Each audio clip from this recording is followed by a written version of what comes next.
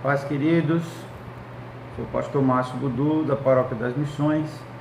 Estamos aqui para encerrar o nosso estudo no livro do Apocalipse. Hoje nós estudaremos o capítulo 22, o último capítulo do livro. E eu espero sinceramente que seja edificante para a sua vida, que esse estudo, que essas reflexões possam lhe fortalecer espiritualmente, em nome de Jesus. E desde já, sejam todos bem-vindos e que o Senhor esteja falando aos nossos corações através da palavra dele. Amém? Vamos orar. Senhor, nós queremos, Pai, te entregar esse tempo de estudo da tua palavra, em tua presença e as nossas vidas, e te pedir que o Senhor esteja falando conosco através da tua palavra, que é viva, que é eficaz, que tem poder para nos transformar, para gerar em nós arrependimento, mudança de caráter, mudança de vida. Em nome de Jesus, Senhor, e pedimos que o teu Espírito Santo que habita em nós possa iluminar as nossas mentes e corações, para que possamos compreender a tua palavra e principalmente que possamos praticá-la sempre que tivermos oportunidade. Em nome de Jesus. Amém. Amém. Gilmere, irmã Lourdes, sejam bem-vindas. Amém. Daniel Albergue, acho que é. Irmã Socorro, bem-vinda também. Então nós vamos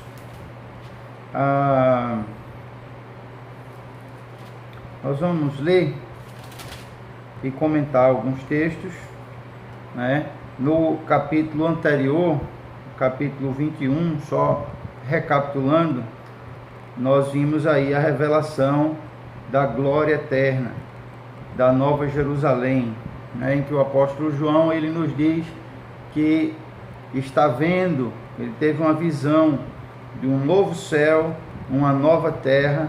Diz que o primeiro céu e a primeira terra passaram, o mar já não existe, né? Então ele disse que viu a Nova Jerusalém, a cidade santa, descendo do céu, né? Adornada, preparada para o casamento com o seu esposo, que é o próprio Jesus, o Cordeiro, né? A igreja aí está simbolizada como a Nova Jerusalém, o tabernáculo de Deus com os homens, a habitação eterna, né, dos santos. E fala que nesse local onde nós iremos passar toda a eternidade não vai haver nenhum pecado, nenhuma dor, né, nenhuma lágrima, né, não vai haver luto, nem pranto, nada de ruim, né? Realmente é um paraíso, o local, né, que podemos chamar a glória eterna, um local de alegria eterna, de gozo eterno. Então o Senhor, ele faz aqui a descrição de algumas características da Nova Jerusalém, né? Nós já vimos que ela tem cerca de 4.800.000 metros quadrados, né? Mas só que não é só plano, ela tem altitude, tem altura. Não sabemos exatamente por que a Bíblia fala de 3 medidas, não fala só, por exemplo, quando nós vamos comprar um terreno, né? Se fala das medidas de comprimento e largura, né? Não se fala de altura, mas aqui ela diz que altura, comprimento e largura são iguais, cerca de 2.200 quilômetros, né? De comprimento, de largura e de altura. É um cubo com 2.200 quilômetros de cada lado, né? Então ele diz aqui que essa cidade ela tem 12 portas, e sobre essas portas os nomes dos patriarcas das 12 tribos de Israel, mas também ela tem uma muralha. Ela é cercada por uma muralha com cerca de 70 metros de altura, e diz que os fundamentos dessa muralha são 12 fundamentos também, e cada fundamento foi feito com uma pedra preciosa, adornada com uma pedra preciosa, dessa muralha. E diz também que a própria cidade tem 12 fundamentos, e sobre esses fundamentos tem o nome dos 12 apóstolos de Jesus. Graça e paz, Isabel, bem-vinda. E fala também aqui, para a gente contextualizar, que cada uma das portas são 12 pérolas, e essas portas vivem abertas. A praça da cidade é de ouro puro, limpo e transparente, como um vidro transparente, que não há santuário, não há templo, porque o santuário é o próprio Deus que habita nessa cidade, e todos terão livre acesso. Diz também que essa cidade ela não vai haver sol lá, nem lua, porque a glória de Deus iluminou, e o Cordeiro é a sua lâmpada. Então essa cidade vai ser iluminada pela glória de Deus, e vai ter o Cordeiro como a sua lâmpada.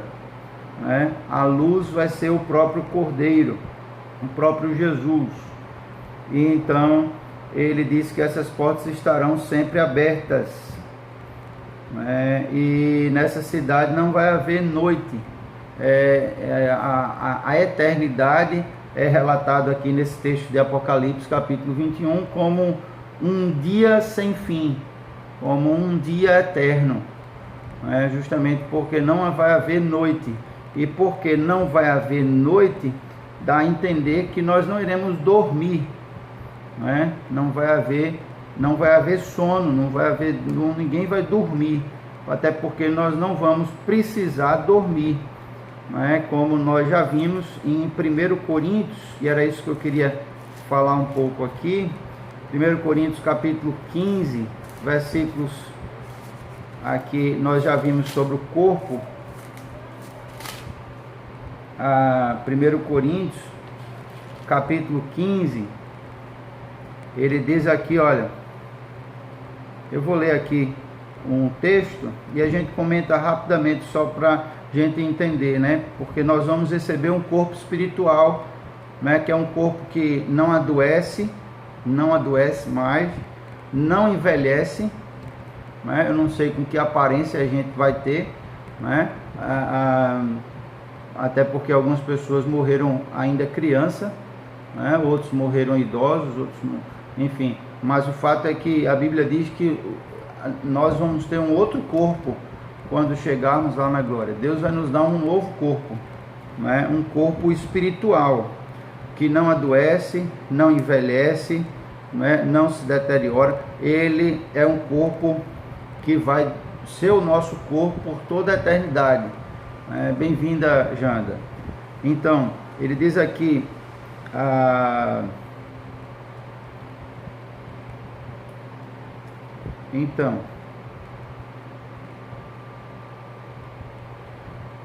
vamos lá.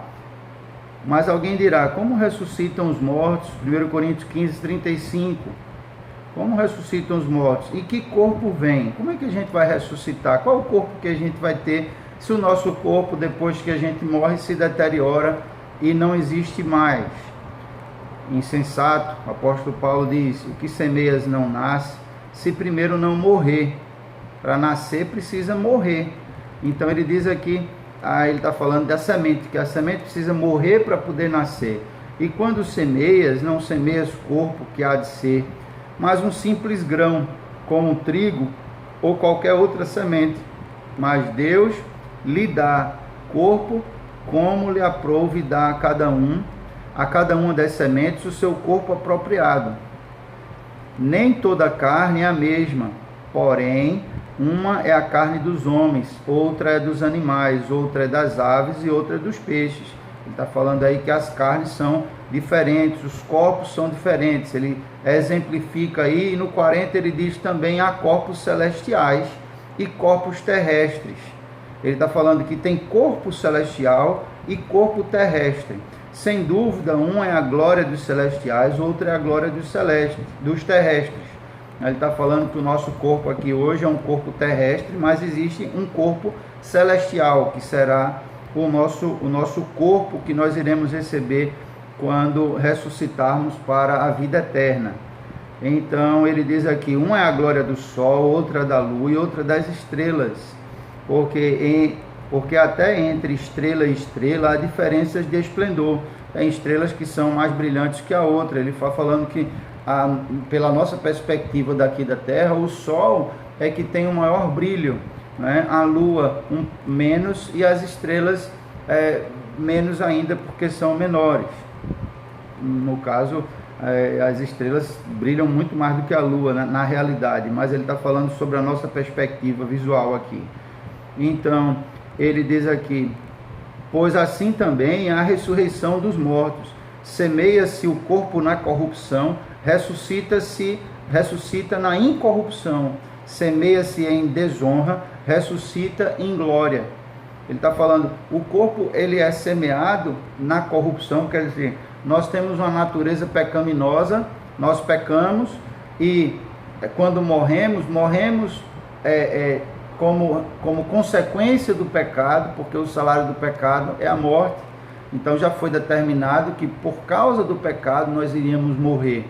Se não houvesse pecado, não morreríamos, né? Então ele está falando que o corpo semeia-se na corrupção, ele foi semeado na corrupção, mas ele ressuscita na incorrupção. Ele ressuscita sem pecado e sem nenhum mal, sem a capacidade de se deteriorar e de adoecer.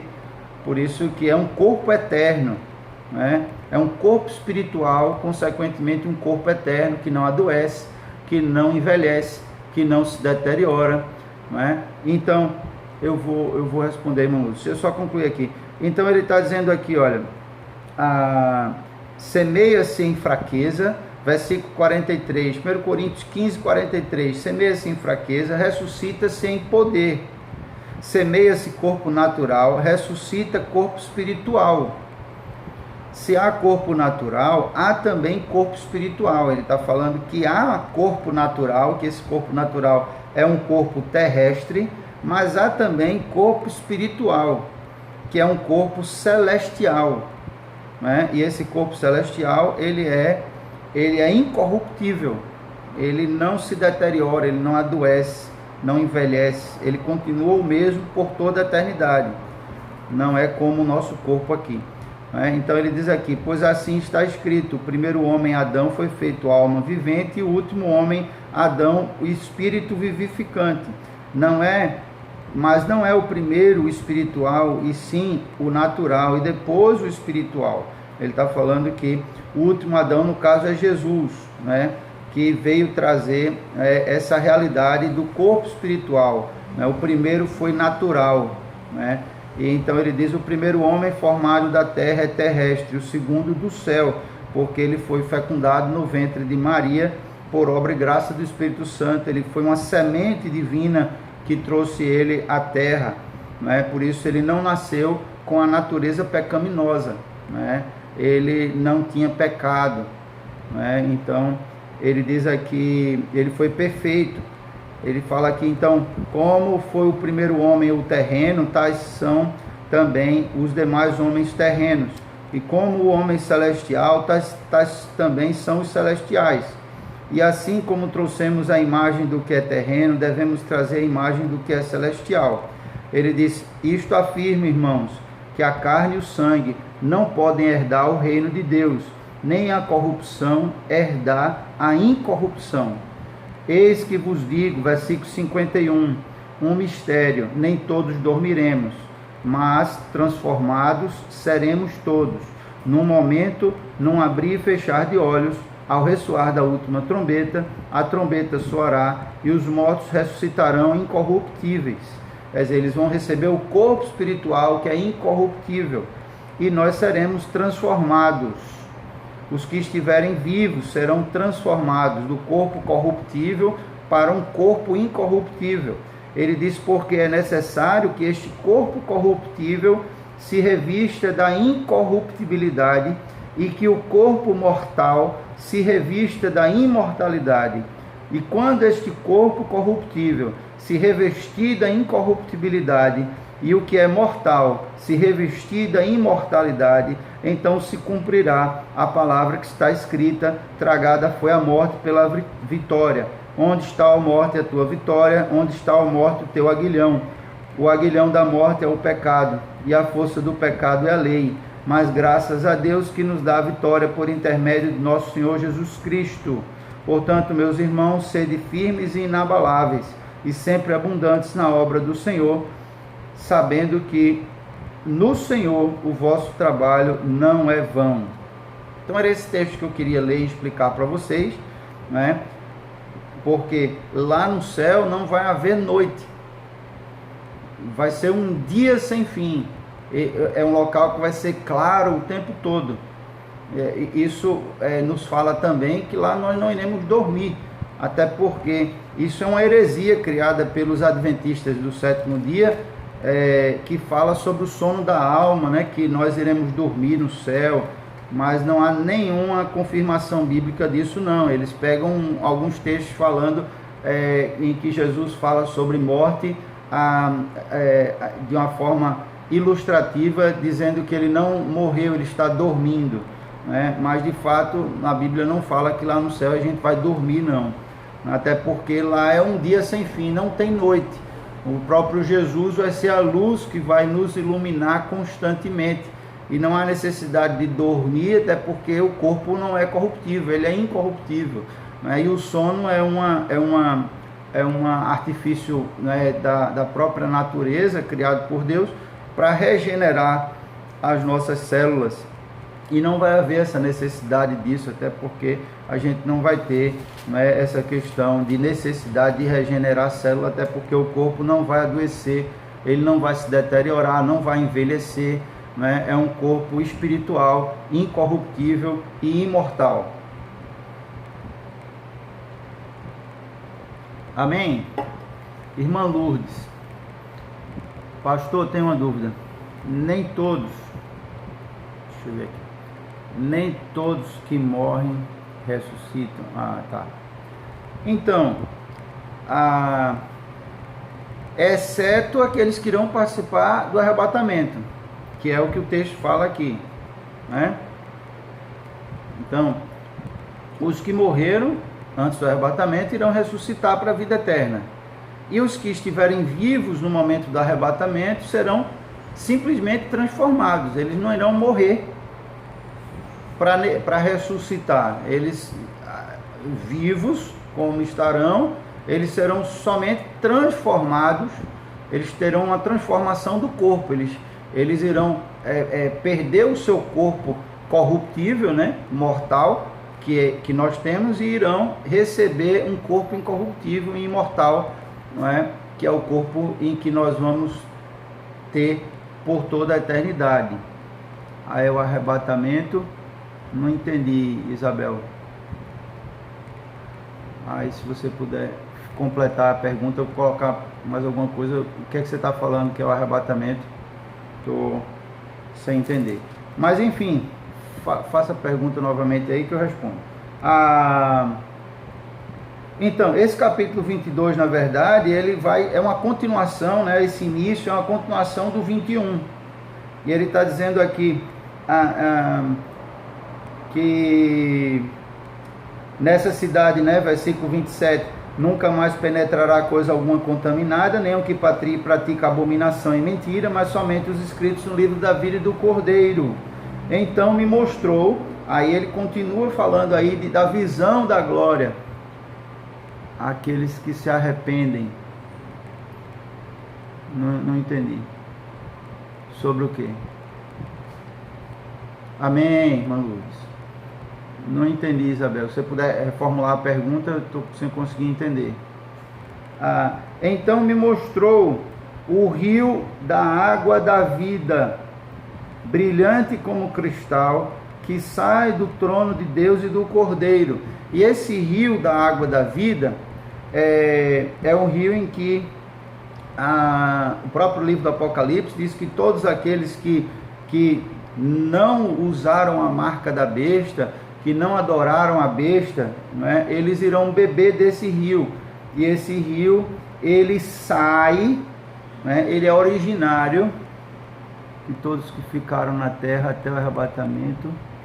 Quando o Senhor falou dos que ficaram na terra, terá o arrebatamento dos que se arrependeram.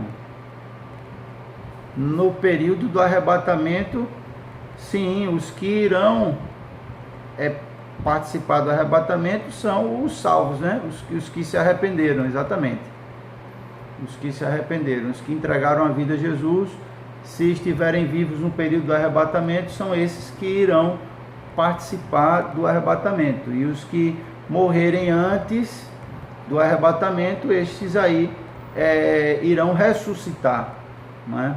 Irão ressuscitar. O texto que fala sobre o arrebatamento é justamente esse, de 1 Coríntios 15, 52, 53, isso. Ah, joia. Maravilha. E aquele lá de Tessalonicenses também, né? Então ele fala aqui que ele mostrou esse rio, que é um rio da água da vida, clara como um cristal, que procedia do trono do Cordeiro, né? É um rio puro da água da vida, né? E esse rio está identificado também, né, provavelmente aí como lá em Ezequiel, capítulo 47, que fala justamente desse rio também, né? E isso.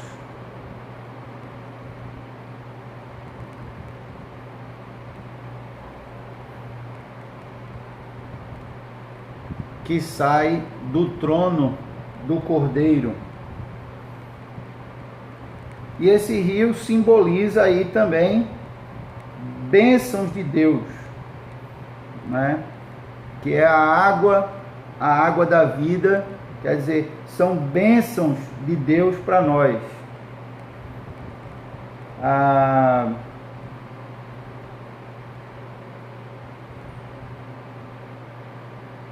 Isso.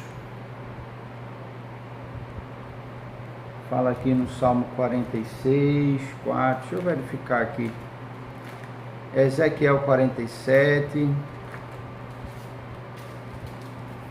Que fala do rio.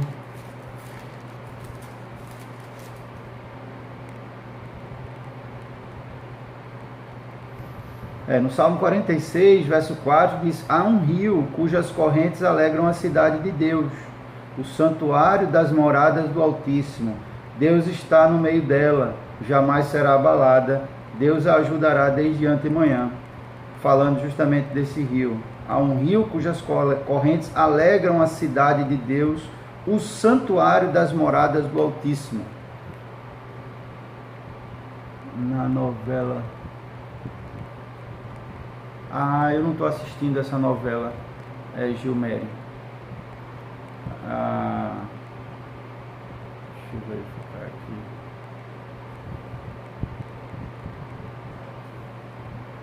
Na novela, os arrebatados simplesmente sumiram, deve ser assim mesmo, né?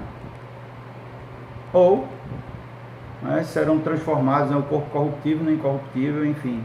Aí, Carlos, bem-vindo. Então, pode ser simplesmente sumir, ou também de repente todo mundo morrer, esse corpo morrer, mas na verdade o espírito, né, foi elevado e tomou forma aí em outro corpo, um corpo celestial, um corpo, né, espiritual, que é o corpo que nós teremos por toda a eternidade, né? Então ele diz aqui que a fonte desse rio da vida é o próprio Deus, né? Ela sai do trono do Cordeiro, né? Do trono de Deus e do Cordeiro. Ele diz que no meio da praça, né? Tem uma praça, e no meio de uma praça, da sua praça, de uma a outra margem do rio, está a árvore da vida, que produz 12 frutos, dando o seu fruto de mês em mês, e as folhas da árvore são para a cura dos povos. Bem-vinda, Marluce.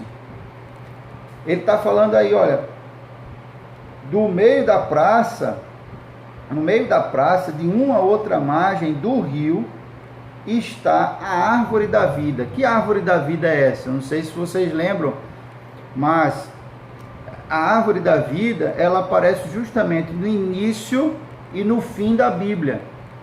No início da Bíblia aparece lá a árvore da vida no Jardim do Éden, em que Deus, ele coloca a árvore da vida no jardim e ele diz para Adão e Eva que eles podem comer do fruto de todas as árvores do jardim, exceto do fruto da árvore do conhecimento do bem e do mal. Mas Deus não fala nada para Adão e Eva sobre a árvore da vida, que era a árvore mais importante do jardim, que se eles comessem do fruto dessa árvore, eles teriam vida eterna. Então, mas Deus não cita para eles sobre a árvore da vida. Se eles comessem, eles iam comer por acaso, eles iam comer, né, como qualquer outra árvore que eles estavam comendo. Mas parece que o pecado foi tão atraente que eles se preocuparam em comer primeiro da árvore do fruto do conhecimento do bem e do mal, e não haviam comido ainda do fruto da árvore da vida. E notem que quando Deus vai fechar o jardim e expulsar eles do jardim, Deus faz isso preocupado com a árvore da vida.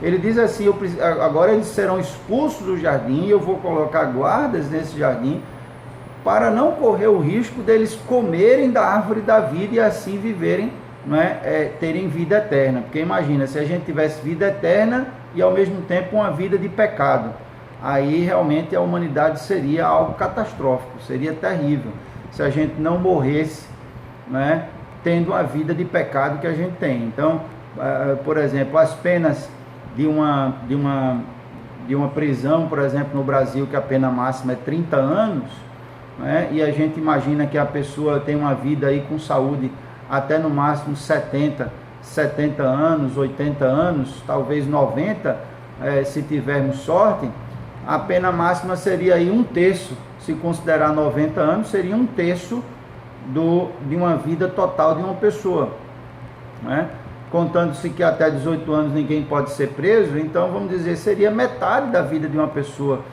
da vida ativa de uma pessoa. E se a gente tratar aí, por exemplo, de vida eterna, quanto é que seria metade?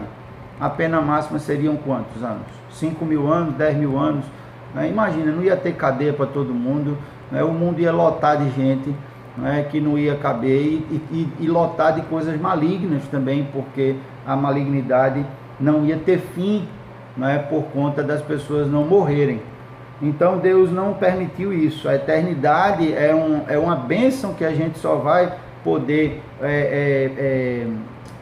ter longe do pecado.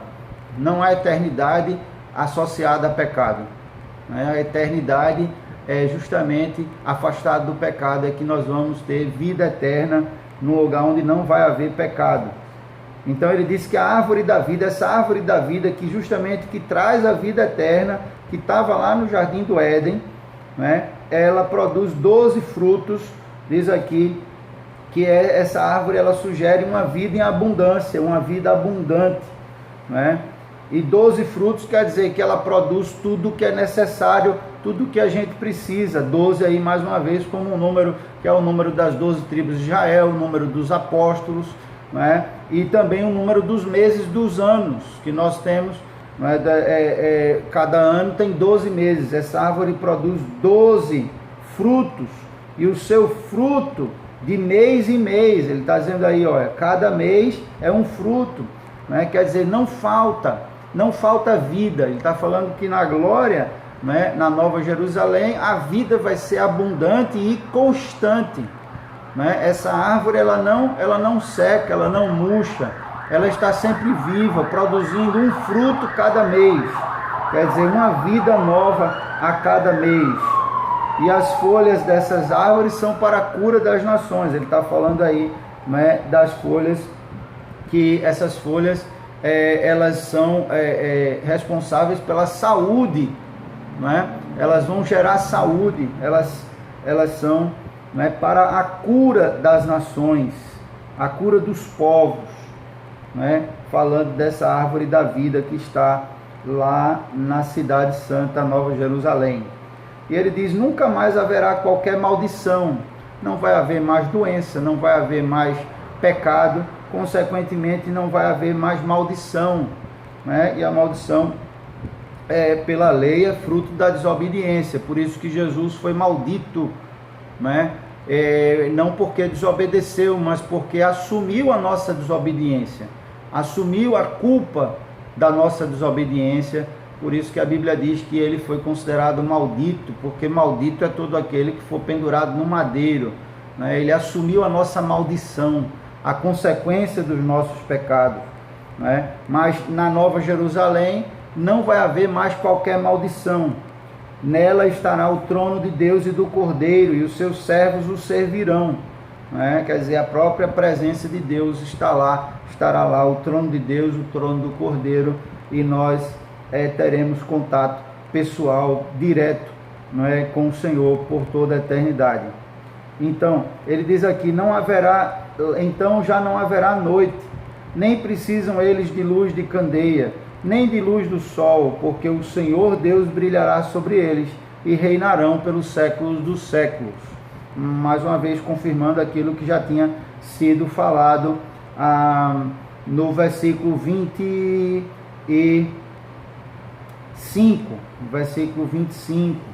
que não ia haver noite, no versículo 23 também, não é? Em que o próprio Cordeiro é a lâmpada e a glória de Deus irá iluminar essa cidade, né? Iluminar a todos os salvos por toda a eternidade. Eles reinarão pelos séculos dos séculos, né? Então, na glória eterna, nós vamos contemplar o Senhor face a face. Estaremos plenamente na presença do Senhor. Agora nós temos assim a fé pela fé e a sensação de estarmos na presença dele, mas ainda presos ao nosso corpo mortal. Isso é uma limitação para a gente estar plenamente na presença de Deus, mas lá na glória não vai haver mais nenhuma limitação. Nós vamos verdadeiramente estar plenamente na presença de Deus, completamente na presença de Deus. Tem até um texto do apóstolo Paulo em que ele fala sobre isso, e por conta disso ele coloca dúvida se ele prefere estar vivo ou morto, se ele quer viver ou morrer. Não sei se vocês já viram esse texto. Deixa eu ver se eu acho aqui. Ele diz aqui: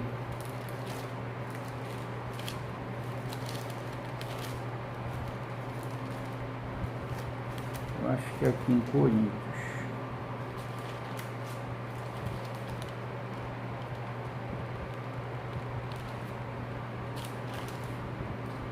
E ele fica na dúvida se quer morrer, se quer ficar vivo. E aí ele fala justamente por conta disso, porque ele quer estar plenamente na presença de Deus. Achei. Muito interessante esse texto, em que ele diz aqui, 2 Coríntios capítulo 5, ele diz aqui, versículos 6, 7 e 8: temos, porém, sempre bom ânimo, sabendo que, enquanto no corpo estamos ausentes do Senhor, visto que andamos por fé e não pelo que vemos. Entretanto, estamos em plena confiança, preferindo deixar o corpo e habitar com o Senhor. É por isso que também nos esforçamos, quer presentes, quer ausentes, para lhe sermos agradáveis.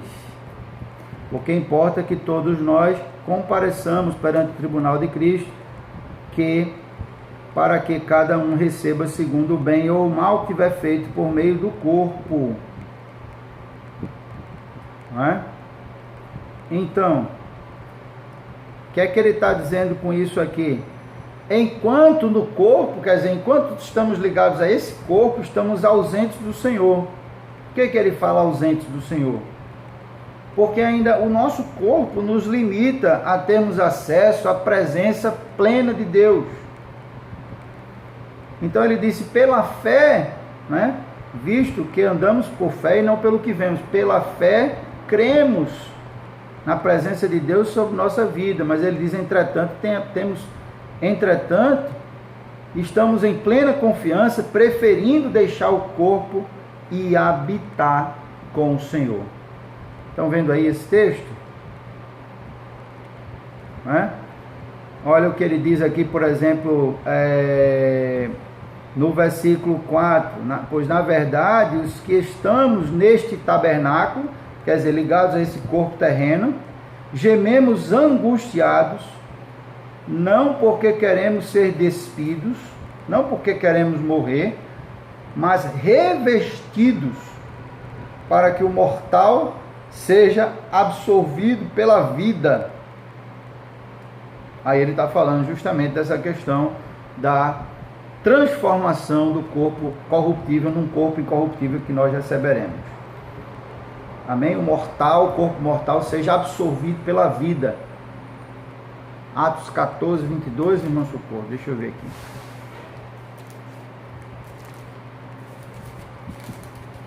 Atos 22. Fortalecendo a alma dos discípulos, exortando a permanecer firmes na fé e mostrando que através de muitas tribulações nos importa entrar no reino de Deus. Amém. Amém. Então vamos continuar. Não haverá qualquer maldição, nela estará o trono de Deus e do Cordeiro, os seus servos o servirão, contemplarão a sua face. Nós iremos contemplar Deus face a face. Versículo 4, eu acredito que isso vai ser a coisa mais maravilhosa da nossa existência na glória, né? Poder contemplar Deus face a face, coisa que nem Moisés pôde fazer, porque o próprio Deus disse, se você me ver, você vai morrer, eu vou passar, você fica na fenda da rocha, num buraquinho assim, não é? Numa parte rachada da rocha, que dava para ver, e eu vou passar, você vai me ver por trás. Foi isso que Deus disse para Moisés, mas ele disse, a minha face não verás, ninguém pode ver, não é? Então, realmente é algo muito extraordinário isso, porque nenhum ser humano pode ver, e isso ocasionaria morte. A gente não tem estrutura para contemplar a glória de Deus. A glória de Deus é algo muito, muito maior do que nós suportamos como seres humanos, não é? Mas aqui na glória sim, tudo vai ser possível. Nós vamos poder contemplar a face de Deus, não é? Contemplarão a sua face, e na sua fronte está o nome dele. Então já não haverá noite, nem precisam eles e tal. Versículo 6, disse-me ainda, essas palavras são fiéis e verdadeiras. O Senhor Deus dos Espíritos, o Deus dos Espíritos, né? Tem um texto na Bíblia que fala que ele é o Pai dos Espíritos, né? Ele é o Criador de todos os Espíritos. Então ele diz aqui, dos Espíritos, o Deus dos Espíritos dos profetas enviou o seu anjo para mostrar aos seus servos as coisas que em breve devem acontecer. E então ele diz, eis que venho sem demora, bem-aventurado aquele que guarda as palavras da profecia desse livro. Eu estou voltando, eu vou voltar, eu venho sem demora, então prestem bem atenção, fiquem atentos as palavras da profecia desse livro. Exatamente, Janda. Amém. Então ele diz aqui, versículo 8, eu, João, sou eu quem ouviu e viu essas coisas. Então, quando as ouvi e vi, prostrei-me ante os pés do anjo que me mostrou essas coisas para adorá-lo. Então ele me disse, vê, não faças isso, sou conservo teu e dos teus irmãos, os profetas, os que guardam as palavras deste livro, adora a Deus. Isso é interessante aí, porque João ficou tão maravilhado com o que ele viu, que ele se prostrou diante do anjo para adorar o anjo. né? E o anjo de Deus, ele não recebe adoração, né? Até porque ele tem consciência de que o único que é digno de adoração é o Senhor. Então ele diz aí, olha, eu sou teu conservo, eu fui enviado para te servir, né, por Deus. Então adora somente a Deus. E ele disse, sou conservo teu e dos teus irmãos, os profetas e dos que guardam as palavras desse livro. Né? Os anjos são servos de Deus, né, que enviados por Deus para nos servir. Então ele diz aqui, disse-me ainda, não seles as palavras da profecia deste livro, porque o tempo está próximo.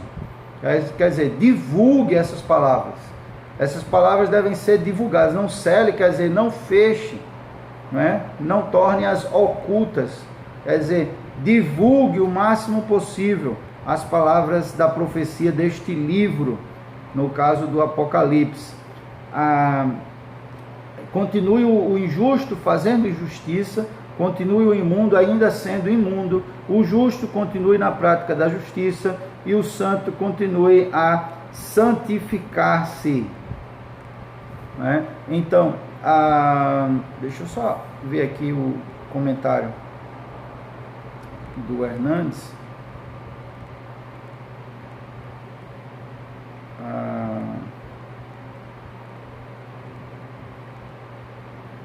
E do Severino.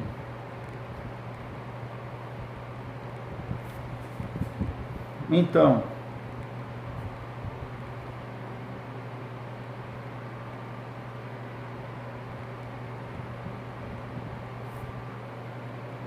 ele está falando aqui, o Severino está dizendo aqui que ele está citando duas classes de pessoas aí, pessoas boas e pessoas más, o primeiro grupo está seguindo no sentido da vida eterna e o segundo grupo no caminho da perdição eterna.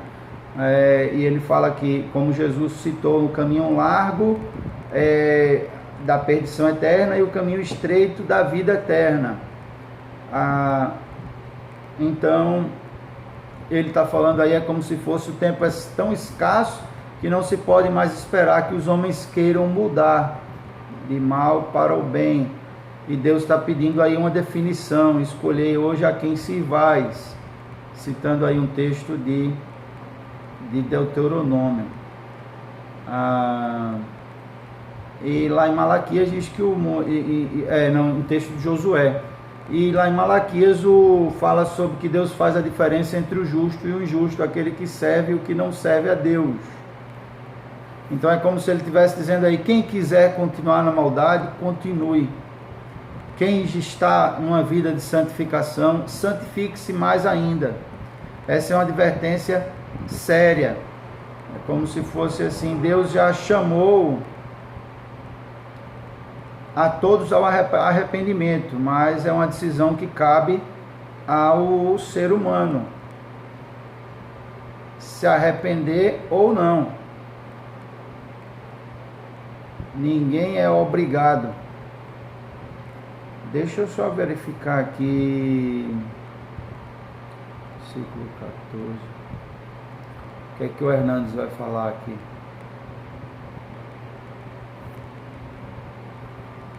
O 11.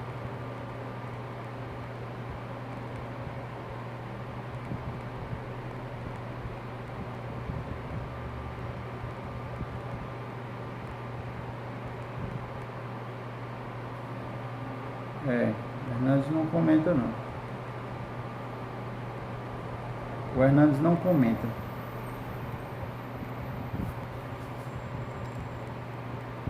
Julga retamente. Isso.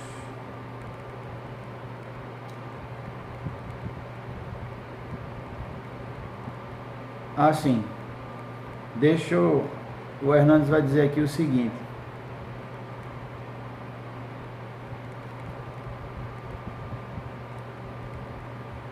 Versículo 11.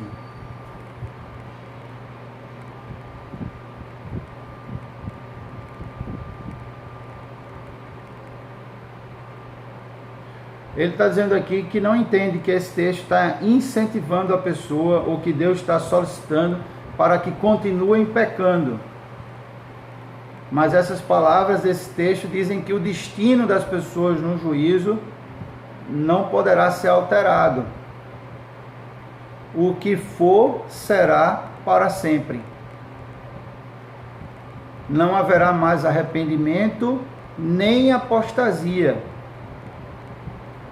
Nem um extremo, nem outro. Não é? Quer dizer, as pessoas nem irão se arrepender, os que estão vivendo no caminho mau, e nem irão apostatar, os que estão vivendo no caminho correto, não irão abandonar a verdadeira fé. Ele está dizendo aqui: o julgamento é o fim que anuncia o estado final de justiça e injustiça permanentes. Haverá uma hora em que será tarde demais para o arrependimento.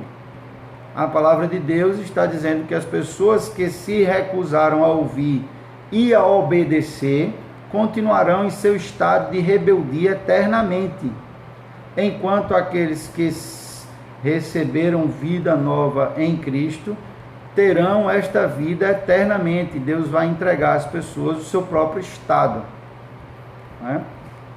Então Hernandes está vinculando essa palavra aqui não ao tempo de hoje, mas ao tempo pós-juízo. Continue o injusto fazendo injustiça. Algo que fica um pouco difícil da gente entender. Como é que o injusto vai fazer injustiça no inferno?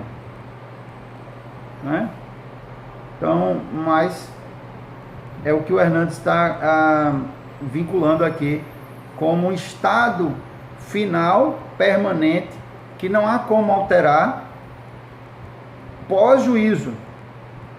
Continue o injusto fazendo injustiça.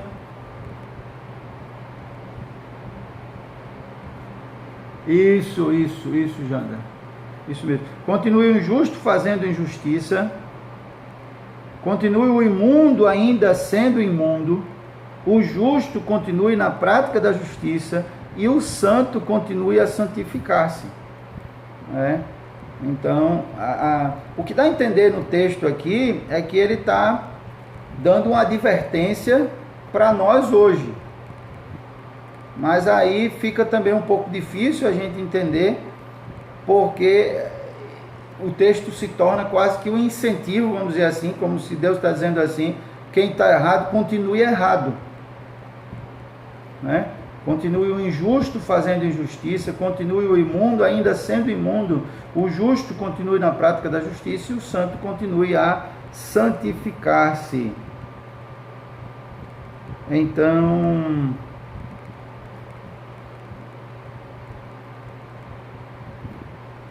na verdade, o meu comentário aqui, ele está falando o seguinte: que a escolha deliberada que alguns fazem é fixa e o destino é inalterável. Fazem fixa o destino inalterável das pessoas. O caráter produz o seu fruto inevitável. Então é como se fosse assim: as pessoas escolheram o seu destino. Fica aberto para que todos vejam a oportunidade. A advertência é que o fim está próximo. Pois o exemplo de Daniel e outros livros ficaram selados. Isso, aqui ele disse que não é para selar, exatamente. Que é para ficar, que seja muito divulgado, para que todos saibam. E o fim está próximo. É algo que ele está falando aqui justamente antes do versículo 12, eis que venho sem demora. Então quer dizer, me parece aí que está se tratando de pessoas que não querem se arrepender. Não é que Deus determinou que elas não se arrependessem, nem que Deus não deu oportunidade para que elas se arrependessem, mas se a gente refletir sobre a onisciência de Deus, Deus sabe quem vai se arrepender. E Deus sabe quem não vai. Por isso Deus sabe quem vai ser salvo e sabe quem não vai. Eu não acredito que Ele determinou que pessoas vá para o inferno simplesmente porque Ele determinou. né? Mas eu acredito que as pessoas que vão para o inferno são as pessoas que rejeitaram o amor, rejeitaram a graça, rejeitaram o perdão, né? Rejeitaram o sacrifício de Jesus por eles na cruz. Então, mas Deus sabe quem vai aceitar e Deus sabe quem vai rejeitar. É como se tivesse aí uma palavra um pouco difícil da gente entender, porque ele fala: continue o injusto fazendo injustiça, mas é como se fosse assim: essas pessoas não querem mudar de vida, então elas estão num caminho sem volta e não haverá arrependimento. Continue o justo fazendo injustiça, continue o imundo ainda sendo imundo, o justo continue na prática da justiça e o santo continue a santificar-se, né?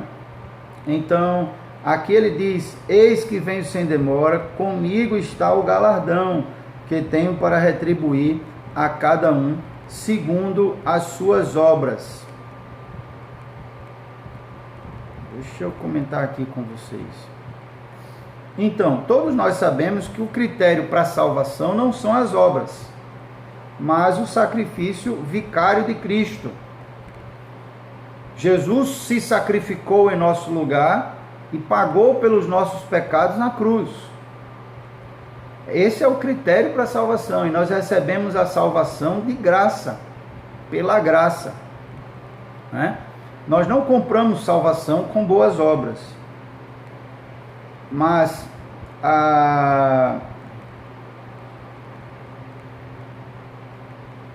isso. Só comentar aqui. Então, o Senhor está dizendo que vem e que tem com ele o nosso galardão. E o galardão é um prêmio que nós vamos receber na glória, né, proporcional às nossas obras. Então, o galardão é diferente de salvação. Galardão é maior ou menor, salvação é igual. Todos nós que entregamos nossa vida a Jesus e aceitamos Ele como nosso Senhor e Salvador, seremos salvos. Ser salvo é ir para a glória. Só que lá na glória, nós iremos receber algo chamado de galardão. E galardão, esse texto aí fala sobre galardão, tem outros textos na Bíblia também que falam sobre galardão. Galardão é um prêmio que nós não sabemos exatamente o que é, mas o que dá a entender é que quanto maior, melhor. Mas iremos gostar, não é? Porque ele diz que o galardão é proporcional às obras. Quanto maiores forem as nossas obras, maior será o nosso galardão. É claro que ele está citando a questão das obras aí, feitas com a motivação correta, porque as obras que fazemos com intenção de que os outros vejam, essas não são contadas para Deus, porque o próprio Jesus disse que esses que fizeram motivados em serem vistos, já receberam o seu galardão, já receberam sua recompensa, que é ser visto, ser aplaudido pelas pessoas. Como ele é bonzinho, como ele é caridoso, como ele é um servo fiel, né, e exemplar. Mas as obras que contam para Deus são justamente aquelas que nós fazemos sem a intenção de que ninguém veja, mas para que Deus veja, porque Ele é quem nos verdadeiramente recompensará por aquilo que fizemos para Ele, por Ele, né? Servindo o próximo. Amém? Então ele diz: eu venho sem demora, comigo está o galardão que tenho para retribuir a cada um segundo as suas obras. Não sei o que é esse galardão, sinceramente, não sei o que é. Posso especular, você pode especular também, né?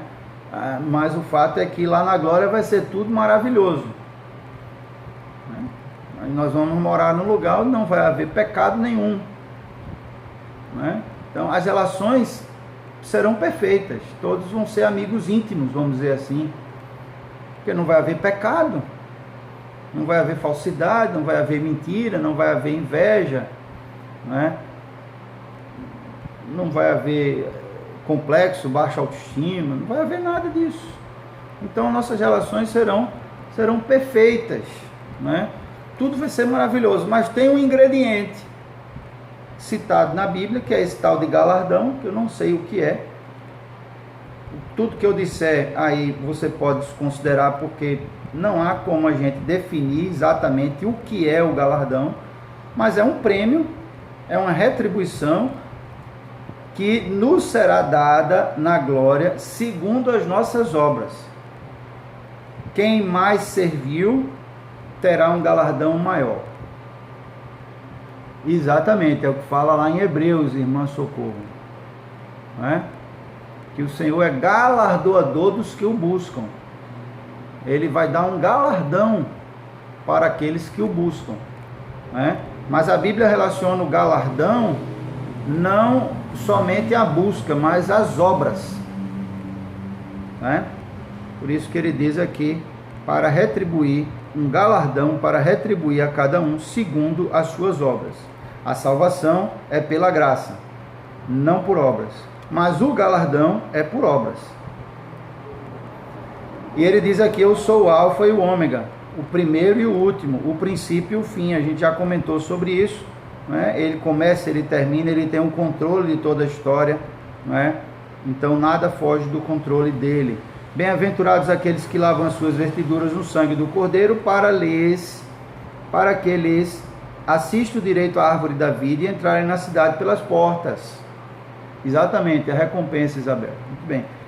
Então, quem lava as suas vestiduras no sangue do Cordeiro, bem-aventurado. Bem-aventurado aquele que está buscando viver uma vida de santificação. Bem-aventurado aqueles que não são justos pelas suas próprias obras, mas que são justos pelo sangue do Cordeiro. Isso que significa o sangue que nos perdoa, que nos justifica, que nos limpa, que nos lava, que nos purifica. Amém? Então, o sangue do Cordeiro é quem nos habilita a ter o direito à árvore da vida, que ele cita aqui, mais uma vez, a árvore da vida do início do capítulo 22, que ela está justamente na praça, entre uma e a outra margem do rio, desse rio que sai debaixo do trono de Deus, e essa árvore da vida que estava também lá no Jardim do Éden, que ela produz vida, né? Fruto de vida, vida em abundância, vida eterna, podemos entender assim.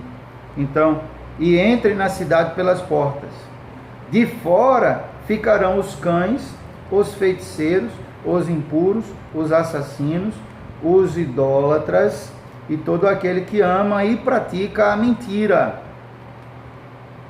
Ficarão de fora da cidade santa. Não é? Então, deixa eu só verificar aqui.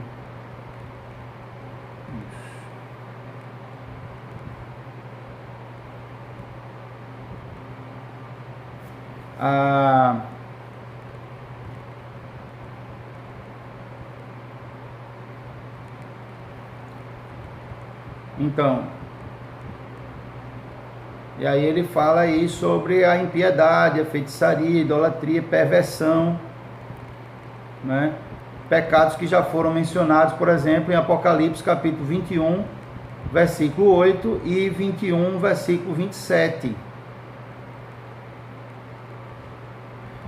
Então eles não ficarão só apenas fora da cidade, mas também serão lançados no lago de fogo e enxofre, que é o que fala lá em Apocalipse capítulo 20, versículo 15.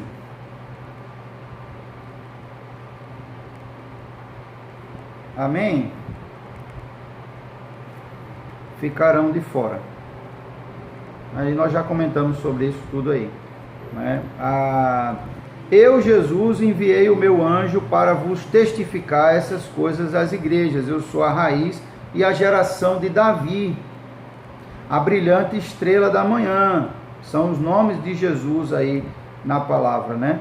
Eu, Jesus, aí o próprio Jesus se identificando, né, como aquele que gerou essa revelação. Eu enviei o meu anjo para testificar essas coisas às igrejas, para que todos os cristãos do mundo saibam dessa revelação do Senhor a respeito das coisas do fim, dos tempos.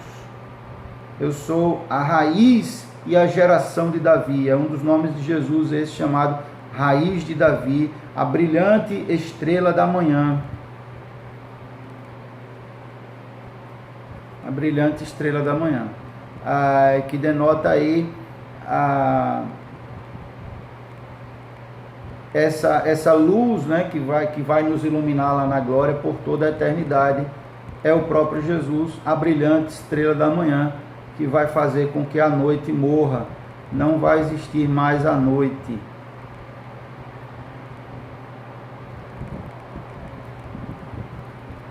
Isso. Eu sou o ascendente e o descendente de Davi. Eu sou a raiz e também a geração de Davi. Quer dizer, Davi veio de mim, né, e eu vim dele. Então ele está falando aí que eu vim antes de Davi e depois de Davi, né? Porque ele é o Senhor que abarca toda a história, né? Então, a brilhante estrela da manhã, o Hernandes comenta aqui que ele anuncia o alvorecer da eternidade, anunciando que esta vida é apenas o prelúdio da vida real no mundo por vir. Isso. Então, versículo 17, ele diz: o Espírito e a noiva dizem: vem. Aquele que ouve, diga: vem. Aquele que tem sede, venha. E quem quiser, receba de graça a água da vida. Né? O Espírito com letra maiúscula se refere ao Espírito Santo. Toda vez que você lê na sua Bíblia a palavra Espírito com letra maiúscula, é o Espírito Santo. Se tiver em letra minúscula, aí pode ser o Espírito de alguém, né? Mas aqui está em letra maiúscula, o Espírito, quer dizer, o Espírito Santo e a noiva, e a igreja. O Espírito Santo e a igreja dizem: vem, estão chamando, clamando para que Jesus volte, né? Para que ele venha concluir, concretizar toda a obra que ele vai fazer, para que todas as profecias se cumpram. Todo aquele que ouve essas palavras, diga também: vem. Vem. Esse vem aí é o mesmo que dizer Maranata, né? Maranata significa: vem, Senhor Jesus, volta logo, Jesus. Então ele diz: aquele que tem sede, se você tem sede, venha, e quem quiser, receba de graça a água da vida. A água da vida é de graça, né? E ela sai debaixo do trono de Deus, quer dizer, a fonte de toda a vida. Essa água que Deus tem para nos dar, e ela é de graça, não precisa pagar por essa água, né? Está disponível a todos aqueles que têm sede, né? Interessante que o critério aqui para beber da água é ter sede, né? Então é como se Deus dissesse assim: eu estou disponível a todo aquele que me procurar, vai me encontrar. Quem tiver sede vai achar essa água e vai conseguir beber dessa água de graça, né? Então aqui ele faz as observações finais. Ele diz aqui: eu, a todo aquele que ouve as palavras da profecia deste livro, testifico: se alguém lhes fizer qualquer acréscimo, Deus lhes acrescentará os flagelos descritos nesse livro. E se alguém tirar qualquer coisa das palavras do livro desta profecia, Deus tirará a sua parte da árvore da vida, da cidade santa e das coisas que se acham escritas nesse livro. Aquele que dá testemunho dessas coisas diz: certamente venho sem demora. Amém. Vem, Senhor Jesus. Maranata. A graça do Senhor Jesus seja com todos. Amém? Então ele está falando aqui, em suma, que quem acrescentar alguma coisa na profecia deste livro, Deus lhes acrescentará os flagelos descritos nesse livro. Em outras palavras, a pessoa vai para o inferno, vai morrer, né? Não vai ser salva.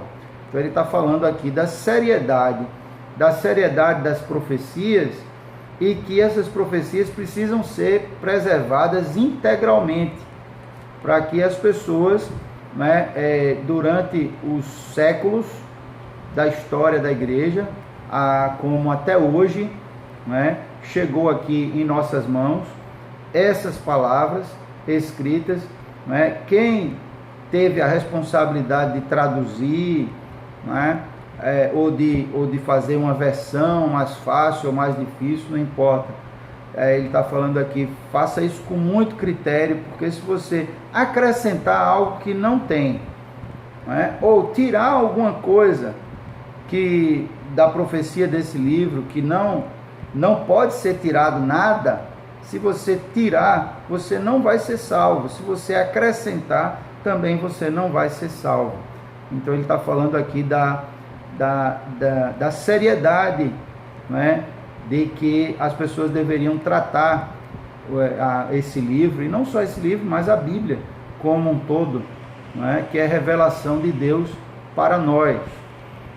Então ele está falando aí que pessoas que fizerem alteração na palavra de Deus, ou acrescentando algo que não existe, ou tirando algo que existia, essas pessoas aí irão sofrer vamos dizer, juízo de Deus, né, por terem feito isso, porque esse livro ele deve ser usado como padrão, como referencial da nossa fé, da nossa vida, como palavra de Deus verdadeiramente para cada um de nós, e que nós devemos verdadeiramente dar crédito, crer, confiar de que a Bíblia é verdadeiramente inspirada por Deus, divinamente inspirada pelo Espírito Santo, para ser um manual de vida para nós, para nos orientar e nos dar direção sobre o que é de Deus e o que não é,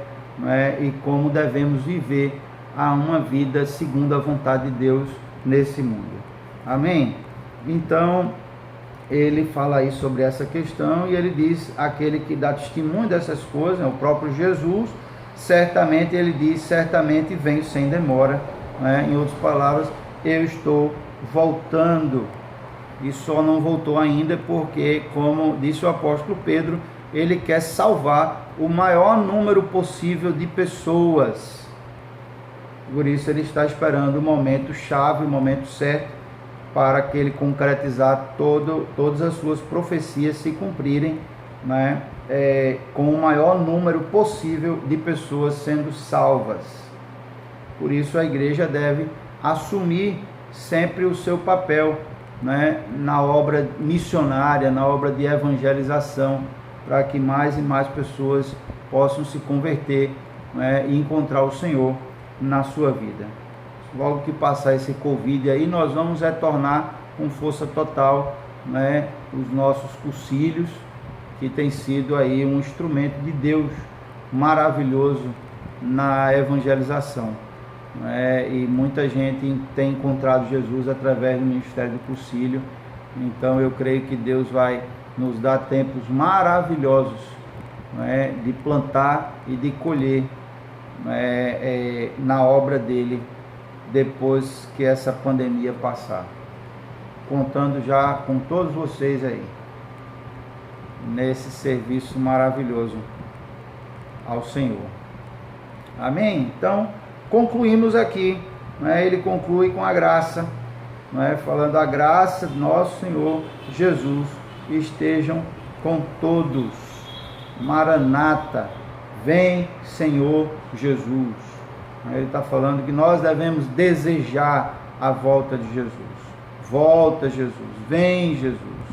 Então esse é o clamor da igreja, Maranata. Amém? Amém.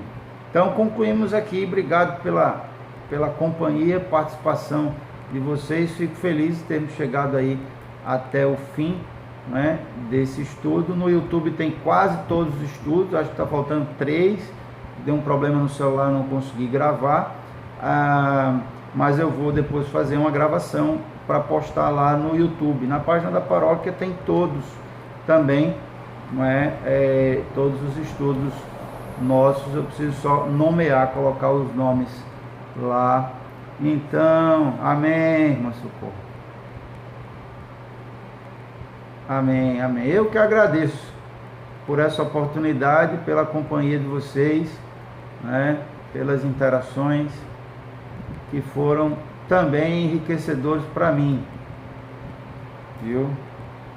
Então, boa noite a todos, um grande abraço.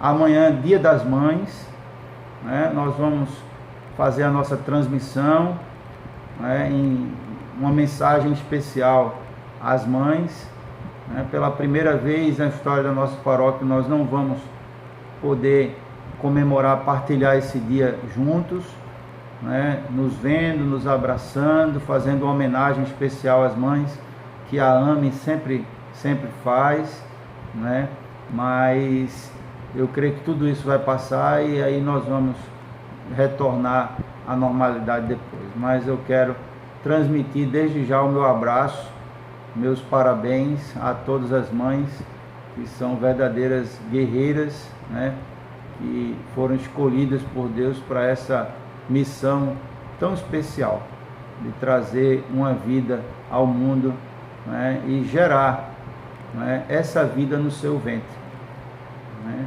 desde um